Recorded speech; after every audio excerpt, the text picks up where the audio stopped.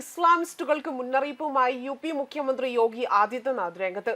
അദ്ദേഹത്തിന്റെ വാക്കുകൾ ഇങ്ങനെയാണ്: ഹിന്ദുമതം നിലനിൽക്കാതെ ഏതെങ്കിലും ഒരു ജാതിയോ ഭാഗമോ ഇവിടെ ബാക്കിയാകുമെന്ന് കരുതരുത്. സനാതനധർമ്മം ശക്തിയായി തുടർന്നാൽ മാത്രമേ ഇന്ത്യ ശക്തമായി തുടരുകയുള്ളൂ എന്നാണ് അദ്ദേഹം പറഞ്ഞത്. രാജ്യം നേരിടുന്ന ഏതൊരു പ്രതിസന്ധിയും സനാതനധർമ്മത്തെ അപകടത്തിലാക്കും. അങ്ങനെ ഒരു സാഹചര്യം ഉണ്ടായാൽ ഒരു വിഭാഗമോ ജാതിയോ സുരക്ഷിതരായി നിലനിൽക്കില്ല എന്ന് മനസ്സിലാക്കണമെന്നും അദ്ദേഹം മുന്നറിയിപ്പ് നൽകിയിരിക്കുകയാണ്. മഹാകുംഭമേളയിൽ നടത്തിയ പ്രസംഗത്തിലാണ് ഐക്യം പ്രോത്സാഹിപ്പിക്കേണ്ടതിനെ പറ്റിയുള്ള പ്രാധാന്യം അദ്ദേഹം എടുത്തു പറഞ്ഞതും. അതേസമയം ഇന്ത്യയുടെ സുരക്ഷയും സനാതനധർമ്മത്തിന്റെ സുരക്ഷയും തമ്മിലുള്ള അഭേദ്യമായ ബന്ധത്തെക്കുറിച്ച് യോഗി ആദിത്യനാഥ് ഊന്നി പറയുകയും ചെയ്തു. ഇന്ത്യ സുരക്ഷിതമായി തുടരണമെങ്കിൽ എല്ലാ മതങ്ങളും വിഭാഗങ്ങളും ഇന്ത്യയിൽ സുരക്ഷിതമായി തന്നെ തുടരും. ഇന്ത്യ ഒരു പ്രതിസന്ധി നേരിടുകയാണെങ്കിൽ ആ പ്രതിസന്ധി സനാതനധർമ്മത്തിന്മേൽ പതിക്കും.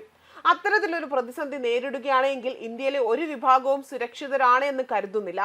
അങ്ങനെ ഒരു പ്രതിസന്ധി ഉണ്ടാകരുതെന്നും അതുകൊണ്ട് തന്നെ ഐക്യത്തിന്റെ സന്ദേശം പ്രധാനമാണ് എന്നും അദ്ദേഹം പറഞ്ഞു. ജാതിയുടെയും ഭാഷയുടെയും അടിസ്ഥാനത്തിൽ സമൂഹത്തെ വിഭജിക്കാനുള്ള ശ്രമങ്ങളെ അപലപിച്ച യോഗി അത്തരം വിഭജന തന്ത്രങ്ങളെ ചെറുക്കുവാനും ഐക്യം വളർത്തുന്നതിൽ ശ്രദ്ധ കേന്ദ്രീകരിക്കുവാനും മത നേതാക്കളോടായി ആഹ്വാനവും ചെയ്തു. അതേസമയം മഹാകുംഭമേളയോട് അനുബന്ധിച്ച് യോഗി ഒരു അഭിമുഖത്തിൽ പറഞ്ഞ കാര്യങ്ങളാണ് ഇപ്പോൾ ചർച്ചയാകുന്നത്. ജാതി, മതം, ദേശം, ഭാഷ എന്നിവയുടെ അടിസ്ഥാനത്തിൽ സമൂഹത്തെ വിഭജിക്കുന്നത് രാജ്യദ്രോഹത്തിൽ കുറഞ്ഞതല്ല എന്നാണ് അദ്ദേഹം പറഞ്ഞിരിക്കുന്നത്. രാഷ്ട്രീയ താല്പര്യത്തിനോ ജാതിയുടെയും പ്രദേശത്തിന്റെയും ഭാഷയുടെയും പേരിൽ സമൂഹത്തെ ഭിന്നിപ്പിക്കുന്നത് രാജ്യദ്രോഹത്തിൽ കുറഞ്ഞ ഒന്നുമല്ല എന്നും അദ്ദേഹം വ്യക്തമാക്കുകയാണ്. അധസ്ഥിത വിഭാഗങ്ങളിൽ നിന്നുള്ളവർക്ക് അവരുടെ അവകാശങ്ങൾ ലഭിക്കണമെന്ന് ഞാൻ വിശ്വസിക്കുന്നുവെന്നും പ്രധാനമന്ത്രി നരേന്ദ്രമോദിയുടെ നേതൃത്വത്തിൽ സ്വതന്ത്ര ഇന്ത്യയിൽ ആദ്യമായി ഇത് സാധ്യമായി എന്നും അദ്ദേഹം വ്യക്തമാക്കി.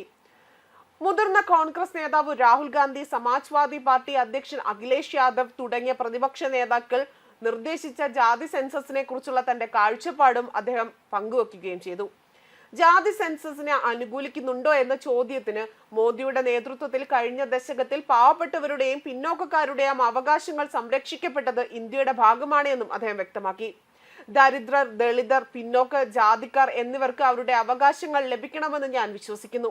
ഇത് സർക്കാരിന്റെ ഉത്തരവാദിത്തമാണ്.